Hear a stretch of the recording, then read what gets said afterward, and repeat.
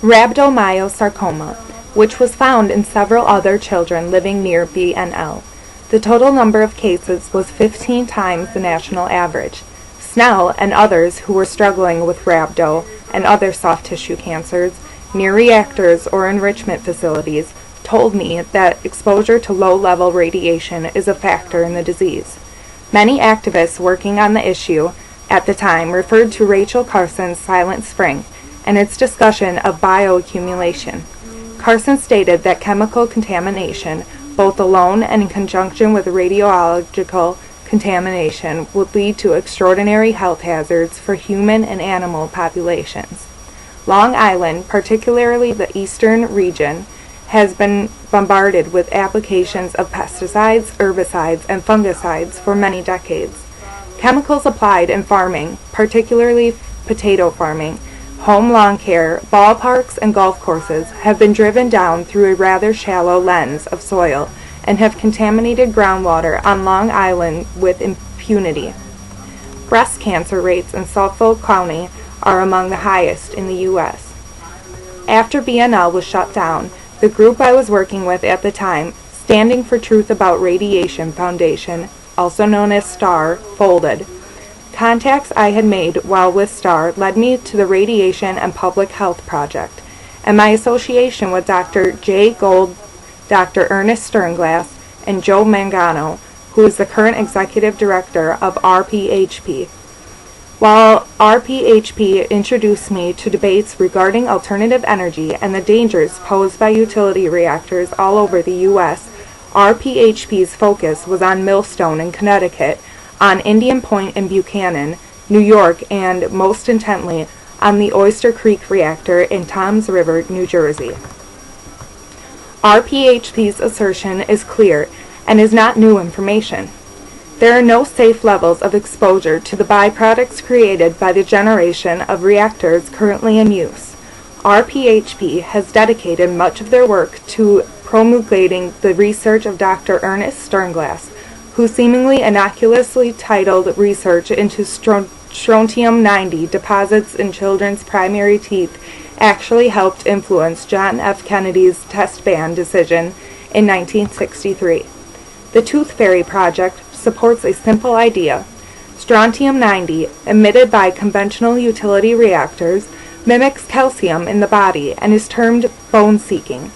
It deposits itself in the bones and marrow after the larger amount of food-ingested strontium-90 is excreted by the body. In the developing fetuses of pregnant women, strontium-90, again mimicking calcium, is deposited in the teeth. Once in the teeth, it decays into a daughter element, yttrium, the element that researchers like Sternglass look for as the marker for elevated exposure to radiation.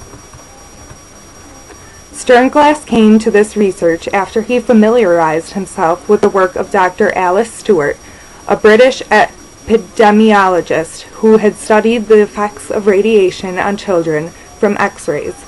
Later in her career, Stewart worked on a study of the Hanford plutonium production site in Washington State. Some of the original and most significant work in this field was done by Dr. Louise Z. Rise, who oversaw the 1958 study, the St. Louis Baby Tooth Survey. The St. Louis survey found that traces of radioactive elements in newborn children had risen 100-fold during the 1950s, which coincided with the most active period of above-ground testing of atomic weapons. When the testing either ceased or was curtailed, levels of radioactive material in the primary teeth of children were found to have fallen.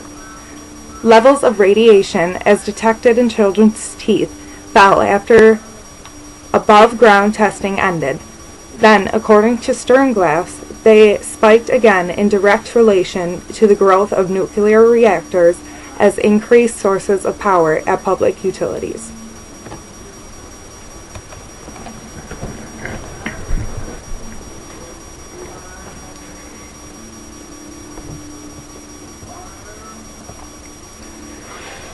Yes, well, thank you.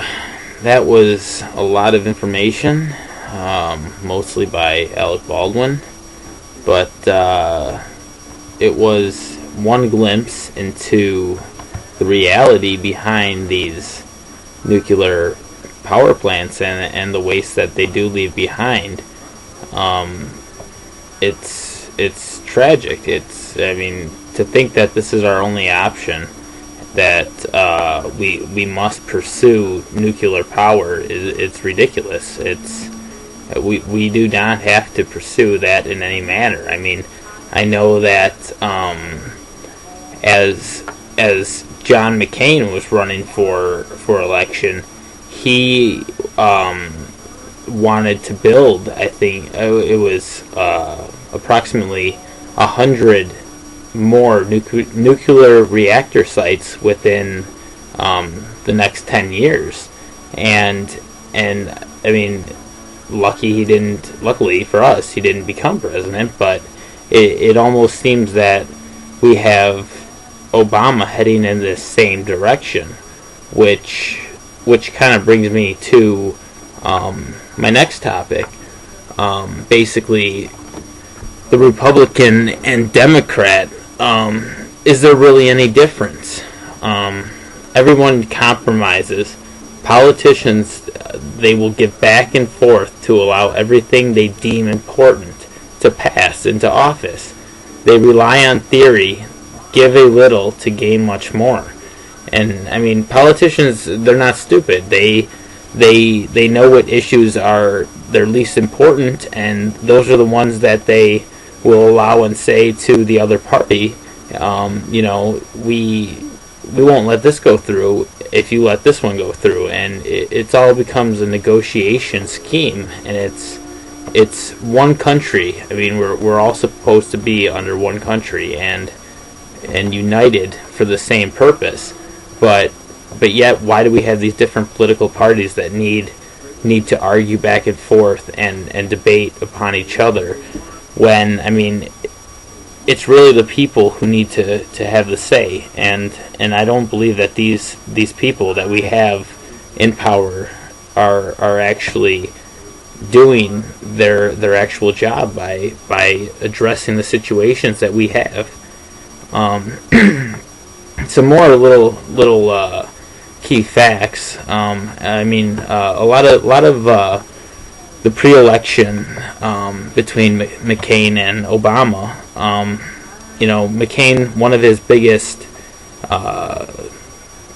ideas or plans, if he became president, was to lift the ban on offshore drilling.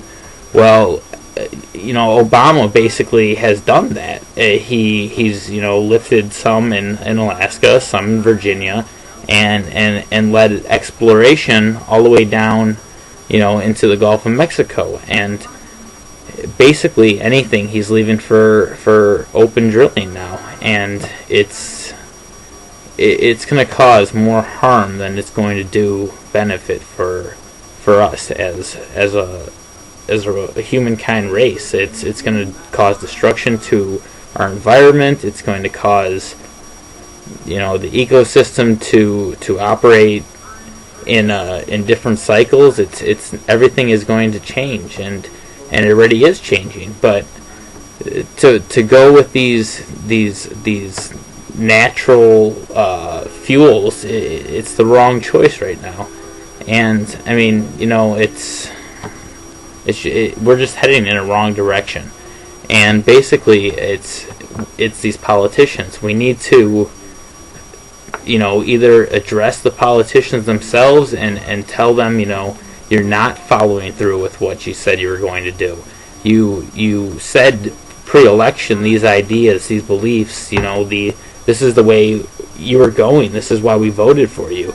But truthfully, they're changing their ways as they're in office, and I mean, this happens time again, and president after president seems to, almost get worse than the one before him. So, well, for that basically brings that to a wrap. We have one more topic to go into, and we'll take a brief break and be right back.